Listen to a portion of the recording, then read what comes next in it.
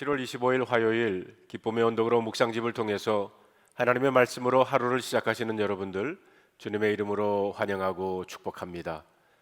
오늘 우리에게 주시는 하나님의 말씀은 역대상 28장 11절로 21절까지 있는 말씀입니다. 제가 이 말씀을 세 번역으로 읽어 보겠습니다. 다윗이 현관과 건물과 곡간과 다락방과 내실과 속죄판 등의 설계도를 그의 아들 솔로몬에게 주었다. 또 그가 영감으로 받은 모든 것, 곧 하나님의 성전뜰과 주의 모든 방과 하나님의 성전 곡간과 성물 곡간의 설계도를 주었다. 또 제사장과 레위 사람의 갈례와 주님의 성전에서 예배드리는 모든 일과 예배에 쓰는 모든 기구도 설명하여 주었다. 또 모든 예배에 쓸 여러 금기구를 만드는 데 필요한 금의 무게와 모든 예배에 쓰는 여러 은기구를 만드는 데 필요한 은의 무게와 또 금 등잔대와 금 등잔의 무게와 각 등잔대와 그 등잔의 무게와 은 등잔대도 마찬가지로 각 등잔대와 그 등잔의 무게를 그 등잔대의 용도에 따라 알려주었다. 또 상위에 늘 차려놓은 빵과 차려놓은 상을 만드는 데 필요한 금의 무게와 은상을 만드는 데에 필요한 은의 무게도 알려주었다. 또 고기를 건질 때에 쓰는 갈고리와 대접과 주전자를 만드는 데 필요한 순금과 금잔 곧 각 잔을 만드는 데 필요한 금의 무게와 은잔 곧 각 은잔을 만드는 데 필요한 은의 무게도 알려주었다. 또 분향단을 만드는 데 필요한 정렬된 금의 무게와 수레 곧 날개를 펴서 주님의 언약궤를 덮고 있는 그룹을 금으로 만드는 데 필요한 설계도도 알려주었다. 다윗이 말하였다. 이 모든 설계에 관한 것은 주님께서 친히 손으로 써서 나에게 알려주셨다. 다윗은 또 그의 아들 솔로몬에게 말하였다. 너는 힘을 내고 담대하게 일을 해 나가거라. 두려워하지 말고 염려하지 말아라. 내가 주님의 성전 예배를 쓸 것들을 다 완성하기까지 주 하나님 나의 하나님이 너와 함께 계시며 너를 떠나지 않으시며 너를 버리지 않으실 것이다. 그리고 제사장과 레위 사람의 갈례들이 하나님의 성전 예배에 관한 모든 일을 도울 것이며 온갖 일에 능숙한 기술자들이 자원하여 너를 도울 것이며 지도자들과 모든 백성이 너의 명령을 따를 것이다. 오늘 저와 여러분에게 주시는 하나님의 말씀입니다. 기도하겠습니다. 하루를 시작하면서 무엇보다도 먼저 하나님의 말씀 앞에 저희들 왔습니다. 오늘도 이 말씀을 통해서 저희들에게 하시고자 하는 하나님의 음성을 듣게 하시고 그 말씀을 우리의 길잡이로 삼아서 오늘 하루를 시작하는 우리 모두가 되게 하여 주시옵소서. 우리 주 예수 그리스도의 이름으로 간절히 기도하옵나이다.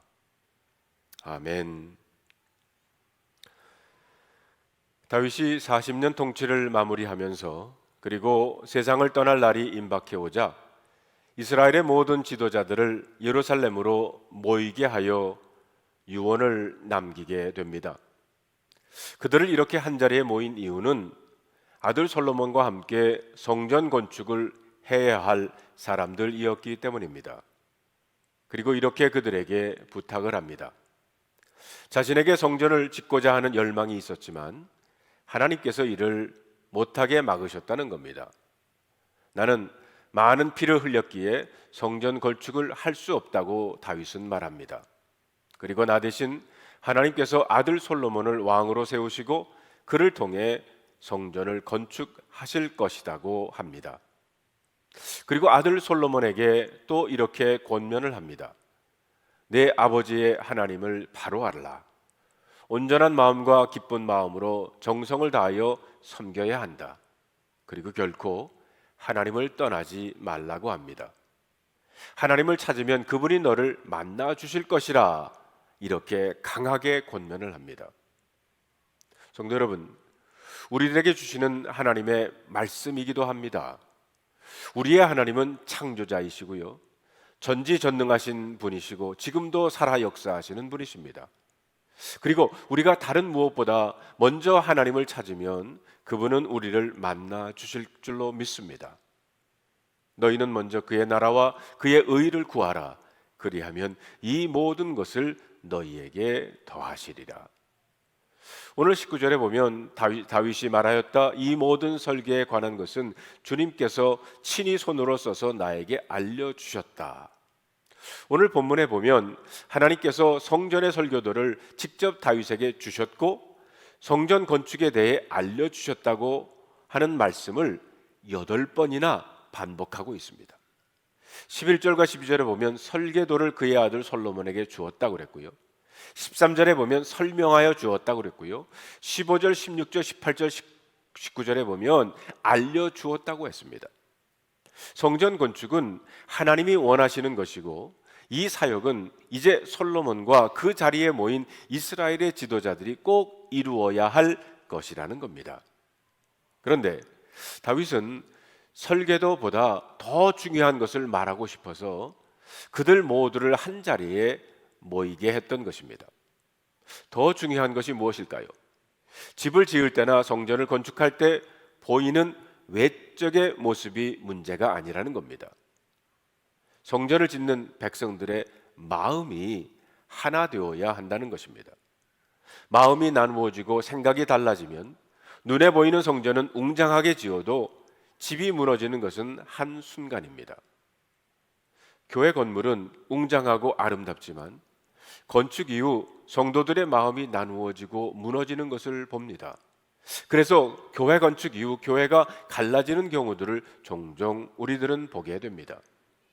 다윗은 바로 이것을 우려한 것입니다. 하나님의 성전은 이 설계대로 기술자가 지으면 됩니다. 그러나 더 중요한 것은 마음의 성전을 지어가는 것입니다. 이스라엘 백성들이 솔로몬을 중심으로 하나 되어서 하나님이 기뻐하시는 마음의 성전을 성실하게 지어가야 한다는 것입니다. 그래서 다윗은 솔로몬과 이스라엘의 지도자들을 모아서 간절히 부탁하고 있습니다. 9절을 다시 한번 우리 다 같이 한번 읽어볼까요? 나의 아들 솔로몬아, 너는 내 아버지의 하나님을 바로 알고 온전한 마음과 기쁜 마음으로 정성을 다하여 섬기도록 하여라. 주님께서는 모든 사람의 마음을 살피시고 모든 생각과 의도를 헤아리신다. 내가 그를 찾으면 너를 만나 주시겠지만 내가 그를 버리면 그도 너를 영원히 버리실 것이다.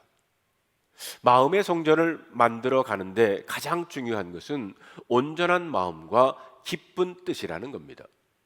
온전한 마음이란 어떤 마음입니까? 나누어지지 않는 마음입니다. 하나가 된 마음, 분열되지 않는 마음입니다. 기쁜 뜻이란 어떤 뜻인가요? 불평과 불만이 사라진 하나님을 향한 행복한 열정을 뜻합니다. 다윗은 들판에서 양을 칠 때 가장 행복했습니다. 그때 온전한 마음과 기쁜 마음으로 하나님을 섬겼습니다. 몸은 들판에 있었지만 마음의 성전을 크게 지었던 사람이 바로 다윗입니다. 사울 왕에게 쫓겨 다닐 때도 그는 온전한 마음을 가지고 있었습니다. 하나님을 사랑하는 마음이 나누어지지를 않았기 때문입니다. 나중에 장군으로 전쟁터를 누비며 블레셋과 싸우고 암몬, 모압, 헷 족속과 싸울 때도 그는 온전한 마음의 성전을 봉헌한 사람이었습니다. 그런데 이런 다윗도 마음이 나누어진 적이 있었습니다. 바로 밧세바 사건입니다. 하나님을 사랑하는 마음이 나누어져서 밧세바를 향한 탐욕이 자라게 됩니다. 그리고는 밧세바의 남편을 죽였습니다. 그의 마음은 분열되고 여러 갈래로 나누어진 것입니다.